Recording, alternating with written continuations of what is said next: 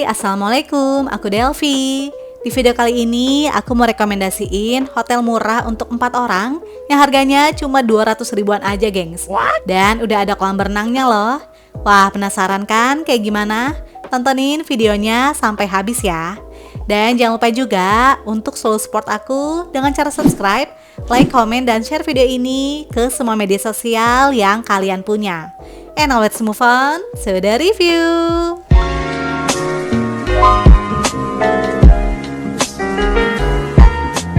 Kali ini aku mau nyobain staycation di hotel murah yang ada di dekat puncak, yaitu Red Door Syariah at Yochia Village Ciawi, yang berlokasi di Banjarwangi, Ciawi, Bogor. By the way, untuk kedepannya aku bakal bilang nama hotelnya Yochia Village aja ya gengs, biar lebih simpel. Nah, untuk menuju ke Yochia Village, kita bisa pakai Google Maps ya. Dan lokasinya ini sebelum Gadok, jadi masih di bawah puncak. Tapi tenang aja, kita tetap dapat view gunung dan udaranya juga dingin loh gengs, terutama di malam hari. Terus enaknya lagi, akses jalannya tuh anti one way dan anti ganjil genap. Jadinya aman banget kan? Nah, rute jalannya adalah kalau kalian dari arah Jakarta, nanti keluarnya itu di Tol Ciawi, lalu belok kiri yang ke arah RSUD Ciawi. Habis itu kita belok kanan yang patokannya ada Alfamidi dan Plang Camp Hulu Cai. Nah, dari sini kita ikutin aja ya, sesuai dengan arahan dari Google Maps. Untuk akses jalan di sini bagus dan lebar karena masih jalan raya yang dilalui juga oleh angkutan umum atau angkot. By the way, kalau kalian mau staycation di sini pakai ojek online juga masih bisa kok, gengs. Karena lokasi hotelnya ini nggak jauh dari jalan raya. Nah, patokan selanjutnya adalah setelah melewati SMP PGRI 1 Ciawi, siap-siap kita akan belok kanan masuk ke gang ini. Nah, kalau di sini udah mulai masuk area pemukiman warga, gengs. Jadi udah bukan jalan raya lagi ya. Dan emang lokasi hotelnya itu bisa dibilang hidden gem karena masuk-masuk ke dalam gang. Tapi tenang aja, untuk akses jalannya aman kok. Karena jalannya juga masih lebar dan bagus ya, sesuai dengan yang terlihat di video. Next, nanti akan ada gapura dan kita belok kanan ya. Dimana baru deh ada Plang Yochia Village yang warna oranye ini. So, kita ikutin terus aja jalannya. And finally, kita sampai juga nih gengs di Yochia Village Ciawi, yang posisinya berada di sebelah kiri. Dan udah ada plang nama hotelnya juga ya. Yochia Village merupakan penginapan syariah. Jadi untuk pasangan yang mau menginap di sini harus yang udah menikah ya. Di bagian depan ini merupakan area parkir mobil, sedangkan untuk parkiran motor ada di sebelah kiri. Di dekat area parkir terdapat musola dengan tempat wudhu di bagian depan. Dan ini dia musolanya gengs. Untuk areanya lumayan luas ya. Tapi kemarin sih hanya disediakan sejadah aja, gak ada mukena dan sarung. Jadi kalau mau sholat di sini mesti bawa mukena pribadi ya gengs. Nah, yang bikin salfok adalah dari musola ini ternyata kita juga bisa menikmati view Gunung Pangrango loh. Masya Allah, cakep banget ya. Oke, sekarang kita move ke bangunan utamanya.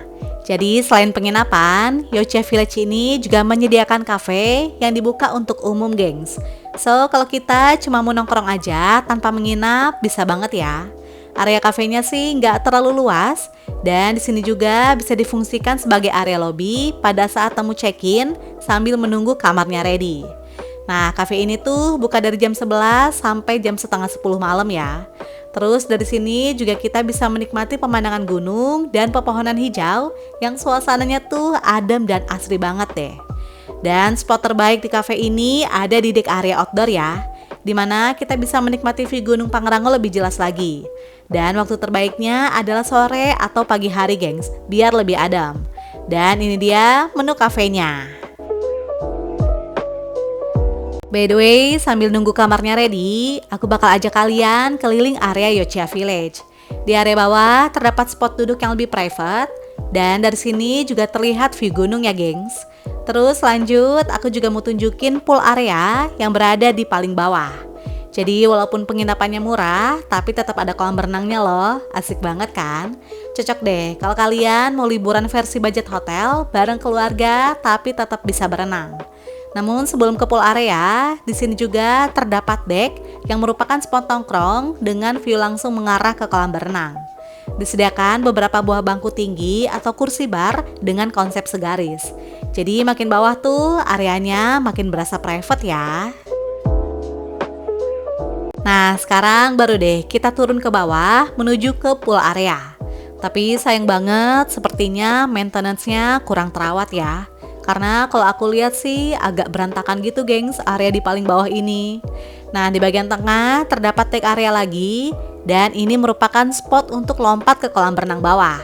Tapi kalau kalian mau lompat dari atas sini harus yang bisa berenang ya gengs. Untuk menuju ke pool area kita masih harus turun sedikit lagi ya. Dan baru deh terlihat kolam berenang yang panjang dan besar. Terdapat 2 kolam, yaitu kolam anak yang terpisah dengan kolam dewasa. Sehingga akan lebih aman untuk anak-anak yang berenang ya. Kolam anak adalah yang di pojok ini dengan kedalaman di 50 cm. Sedangkan di sebelahnya merupakan kolam dewasa yang kedalamannya sekitar 1-2 meter. Lumayan dalam ya. Tapi sayangnya pas kemarin tuh kolamnya agak keruh gitu gengs. Semoga aja kedepannya pihak hotel bisa lebih memperhatikan hal ini ya. Karena menurut aku kolam berenang tuh merupakan salah satu daya tarik dari penginapan. Kalau bersih dan nyaman kan pastinya bikin betah pengunjung untuk bisa menikmati fasilitas penginapan dengan maksimal ya gengs.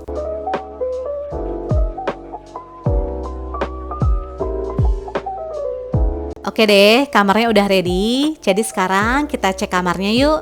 Hotel ini memiliki 2 tipe, yaitu Deluxe Room dan Deluxe Twin. Nah, aku bookingnya yang tipe Deluxe Twin yang merupakan kamar tipe mezanin dengan kapasitas 4 orang.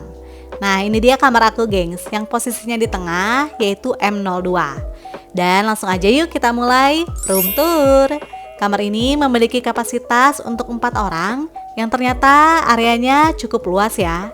Jadi cocok banget deh buat staycation bareng keluarga ataupun bestie.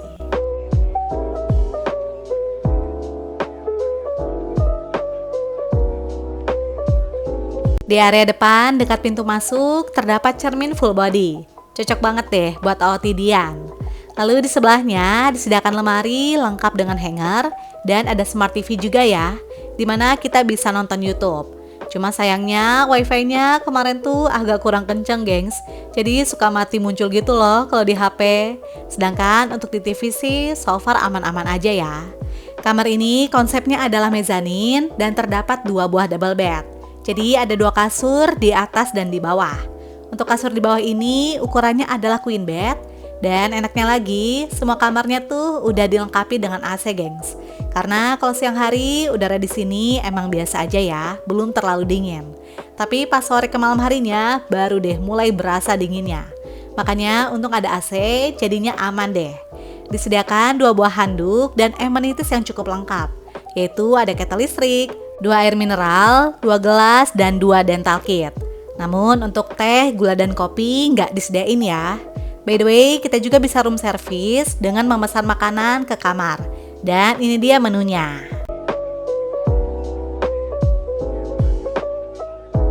Dari dalam kamar ini, view-nya tuh cakep banget loh. Yaitu pepohonan hijau yang suasananya asri. Dan di ujung juga tetap terlihat view gunungnya ya gengs. Masya Allah, indah banget kan? Di samping tempat tidur merupakan private bathroom. Areanya tuh compact banget, tapi fungsional ya. Disediakan area kering yaitu toilet dan wastafel. Lalu ada sekat dengan area basah yaitu shower room. Yang tentunya udah dilengkapi dengan water heater, sabun, dan shampoo. Oke, tadi aku udah review kamar bawah. Sekarang kita naik ke lantai mezanin yang merupakan kamar atas. Dimana di sini hanya ada 1 kasur aja ya gengs, dengan konsep lesehan. Yang ukurannya juga sama-sama queen bed. Nah, dari atas sini kita juga bisa melihat ke bawah. Namun untuk anak-anak perlu diperhatikan ya gengs, karena pagarnya ini nggak terlalu tinggi.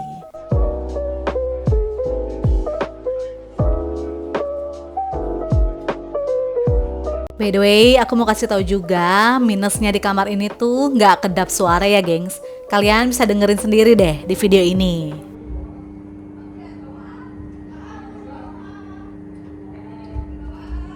Tuh guys, di kamar sebelah tuh lagi ada orang dan suaranya tuh kayak gini. Jadi kamarnya bener-bener nggak kedap suara. harap dinotis ya. Seperti ini suasana malam hari di Yochiya Village. Untuk area kafenya buka sampai jam setengah 10 malam ya. Jadi kalau kalian mau nongkrong di sini malam-malam juga bisa kok. Kalau siang tadi kan terlihat view gunung ya. Dan ternyata malam harinya kita akan disuguhi sama city light view, gengs. Wah, berasa kayak di puncak atas ya, gengs. Padahal ini masih di bawah loh. Dan gak expect banget, ternyata udara malamnya juga dingin karena berangin, gengs. Kemarin itu suhu udara di malam harinya adalah 22 sampai 20 derajat Celcius. Jadi walaupun posisinya masih di bawah puncak, tapi udaranya dingin dan view-nya juga cakep ya. Nah, sekarang aku mau tunjukin seperti apa suasana malam hari dari kamarnya. Untuk pencahayaan di area lorong cukup terang ya, karena emang di sini tuh vibes-nya kayak syahdu gitu, gengs. Dan seperti ini suasana malam hari dari dalam kamarnya. Jujur ini syahdu banget sih. Emang gak yang terang banget karena bukan pakai lampu warna putih, melainkan pakai lampu warna kuning. Sehingga membuat suasananya tuh jadi lebih warm ya, tapi tetap terang kok. Cuma emang agak temaram sedikit lah vibes-nya. So far sih aku nyaman-nyaman aja ya. Dan alhamdulillah gak ada berasa horor ataupun spooky sama sekali kok, gengs. Aman. Cuma lagi-lagi karena gak kedap suara, jadi kalau udah mau tidur, tapi ternyata kamar sebelah masih ngobrol tuh kedengeran, gengs. Tapi ya gimana ya, harga kamarnya juga kan murah banget. Jadi mau gak mau ya udahlah, terima aja.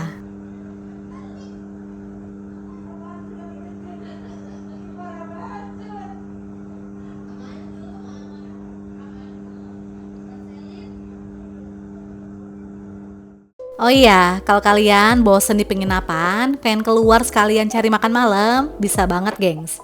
Karena kemarin juga aku keluar mau lihat-lihat sekaligus cari makan malam plus jajanan. Dan ternyata di jalan rayanya tuh rame banget loh. Dan banyak juga yang jualan, jadi akhirnya aku beli makanan berat dan cemilan di sini deh. Atau kalau kalian emang mager, pengen makan di hotel juga bisa kok. Nanti tinggal pesen aja ya ke kafenya. Dan ini dia hasil jajanan aku, dapat ayam penyet cabai hijau, ketan susu, dan gemblong. Seru deh jajan-jajan kayak gini. Oke gengs, tadi aku udah review fasilitas, suasana, sampai plus minusnya di hotel ini. Nah, sekarang kita bahas harganya yuk. Untuk tipe kamar mezanin seperti yang aku tempatin, pilihnya tipe deluxe twin ya, jangan deluxe room. Karena kalau deluxe room itu untuk kapasitas 2 orang, gengs. Kemarin itu aku bookingnya via Traveloka, dapat harga di 200 ribuan untuk di weekdays dengan kapasitas 4 orang. Jadi per orangnya cuma 50 ribuan loh, murah banget kan? Sedangkan kalau aku cek untuk di weekend, harganya tuh hampir 2 kali lipat, yaitu di 500 ribuan per malam. Nah, aku ada tips murah nih, yaitu bookingnya via TikTok, gengs. Jadi pertama-tama kita cari dulu ya video tentang Yochiya Village Ciawi di TikTok, lalu klik tag lokasi di videonya. Nanti langsung diarahin deh ke online travel agent, seperti Agoda, Traveloka, hingga tiket.com. Kemarin itu aku bahkan dapat harga lebih murah lagi loh, yaitu cuma 204.000 aja di weekdays via Traveloka lewat TikTok. By the way, harga ini bisa berbeda tergantung tanggal booking ya. Bisa jadi lebih murah ataupun lebih mahal, gengs. Dan kalau high season biasanya lebih mahal ya, gengs. Oke deh, itu dia review dari aku tentang Red Door Syariah at Yochiya Village Ciawi. Sebuah hotel murah, anti one way, dan anti ganjil genap. Semoga informasi ini bisa bermanfaat dan menginspirasi ya. And see you on my next video. Bye!